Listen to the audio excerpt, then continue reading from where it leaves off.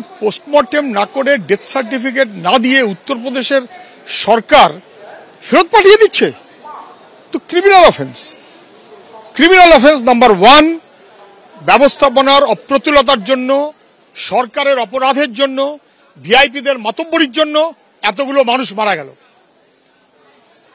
Criminal কারণ ভিআইপিদের রক্ষা করতে গিয়ে সাধারণ মানুষের নিরাপত্তা নষ্ট করে দিল, অথচ 40 কোটি বলে রাজনীতির ফায়দা তোলার চেষ্টা করলো। ক্রিমিনাল 3, একজন মানুষ মারা গেল, তার পোস্টমর্টেম, তার ডেথ সার্টিফিকেট না দিয়ে তাকে ফেরত পাঠিয়ে দিচ্ছে। বেওয়ারিশ লাশ। উত্তরপ্রদেশ সরকারের বিরুদ্ধে ক্রিমিনাল অ্যাকশন নেবার কথা বলা উচিত, কোর্টে যাওয়া উচিত। রাজ্য সরকার কি করবে আমি জানি না, কোর্টে যাওয়া উচিত। মহাকুম্ভে মৃত্যু মিছিল, স্বজন হারানোর হাহাকার দিকে দিকে। পুণ্য স্নানে গিয়ে প্রাণ গেল গল্ফ গ্রিনের বৃদ্ধার। সেই বৃদ্ধার দেহ এমআর বাঙ্গুর হাসপাতালে নিয়ে আসা হয়েছে। প্রথমে ব্রতদীপের কাছে আসবো। ব্রতদীপ, ছেলের কি অভিযোগ? দেখো, ছেলের স্পষ্ট অভিযোগ। সকাল থেকে আমাদের চ্যানেলে যে অভিযোগ করে এসেছেন এই বাসন্তী পোদ্দারের ছেলে, এখনও কিন্তু সে একই অভিযোগ করছে। মঙ্গলবার রাতে যখন তারা যাচ্ছিলেন স্নান করতে, সেই পুণ্য স্নান করতে, সেই সময় আচমকা এই ঘটনা ঘটে।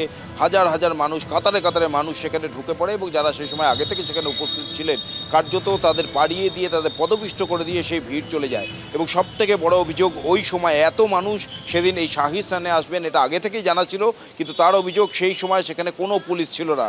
অর্থাৎ এই ভিড়কে সামলানোর জন্য, এই বিশৃঙ্খলা সামলানোর জন্য যে পরিমাণ ফোর্স দরকার, যে পরিমাণ পুলিশ দরকার, তার মানে লেশমাত্র সেখানে ছিল না, এমনটাই অভিযোগ করছেন মৃতের ছেলে। তার পাশাপাশি কিন্তু আরও একটি জটিলতা রয়ে গিয়েছে পাপিয়া, তোমায় জানিয়ে রাখি। আমরা জানি যে প্রথমেই অভিযোগ করেছিলেন মৃতের পরিবার যে ডেথ সার্টিফিকেট ছাড়াই দেহ কলকাতায় পাঠিয়ে দেওয়া হয়েছে এবং কিছুক্ষণ আগেই এমআর বাঙ্গুর হাসপাতালে সেই দেহ এসে পৌঁছায়। এবং ডেথ সার্টিফিকেট ছাড়া দেহ সৎকার করা যেমন সম্ভব নয়, তেমনই কিন্তু যে ক্ষতিপূরণের টাকা উত্তরপ্রদেশ সরকার দেবে বলেছে, সেই ক্ষতিপূরণের টাকাও পাওয়া সম্ভব নয়। যদিও প্রাথমিকভাবে একটি সমস্যা মেটানো গিয়েছে, এমআর বাঙ্গুর হাসপাতালের চিকিৎসকরা দেহটি তারা পরীক্ষা করেন এবং দেহটিকে তারা মৃত বলে ঘোষণা করেন। এরপর এমআর বাঙ্গুর হাসপাতাল থেকে ক্রিমেশন সার্টিফিকেট দেওয়া হচ্ছে, অর্থাৎ দেহটি সৎকার করা যাবে, কিন্তু ডেথ সার্টিফিকেট কিন্তু এমআর বাঙ্গুর হাসপাতাল দিতে পারবেন না, এমনটাই এখনো পর্যন্ত যে সূত্র মারফত জানা যাচ্ছে। সেই ডেথ সার্টিফিকেট কিন্তু উত্তরপ্রদেশের যে হাসপাতালে তাকে নিয়ে যাওয়া হয়েছিল সেখান থেকেই আনতে হবে এবং সেই জটিলতা কিভাবে কাটানো যায় সেটাই এখন সবথেকে বড় প্রশ্ন। মন্ত্রী অরূপ বিশ্বাস তিনি আশ্বাস দিয়েছেন যে তারা বিষয়টি দেখছেন, কিন্তু পরিবারের লোকেরা আবারও সেই একই অভিযোগ করছেন যে প্রথমে এই ধরনের ঘটনা ঘটলো, তারপর দীর্ঘক্ষণ ওইখানেই ওই ঘাটের কাছেই, সঙ্গম ঘাটের কাছে তার মা সেখানে পড়েছিলেন, বাসন্তী পোদ্দার, তারা নিজেরাও আহত হয়েছেন। এমনকি যারা ভয়াবহ অভিজ্ঞতার সাক্ষী হয়েছেন তারা প্রত্যেকেই বলছেন চূড়ান্ত অব্যবস্থার কথা। সঙ্গে থাকা ব্রতদীপ আমাদের। এবং এক্ষেত্রে ওই বৃদ্ধার ছেলে তিনি এই অভিযোগও করছেন যে ডেথ সার্টিফিকেট পর্যন্ত দেওয়া হয়নি। ঠিক কি বলেছেন তিনি, কি অভিযোগ তার শোনাবো। হঠাৎ দেখি হাজার হাজার লোক একসাথে আসলো, পুরো চাপাচাপি করে চালু করলো। সেই টাইমটাতে একটাও ছিল না, পুলিশ একটাও নেই, কোনো ভলেন্টিয়ার ছিল না সেই টাইমটাতে, পুরো কেউই নেই। আর আমার তো কিছু না, সেই টাইমে একটাও কিছু দেখিনি আমি, না কোনো সহযোগিতা ছিল না। সবাইকে ফেলে দিল, আমাদের মতন আরও কত লোককে ফেলেছে, কাউন্টিংয়ের বাইরে ছিল সেইগুলো।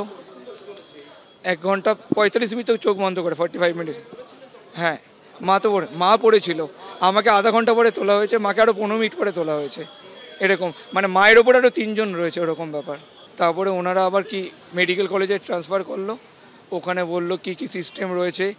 6 ঘন্টা 8 ঘন্টা ওয়েট করলাম, তারপরে ওনার ডেথ সার্টিফিকেট দিয়েছে। না না না, বললো 7 থেকে 10 দিন পরে আমাদের এখানে পাঠিয়ে দেওয়া হবে। কোনো কারণ না, পঞ্চনামা রয়েছে, সব পাঠাবে 10 দিনের মাথায়, কিন্তু কবে।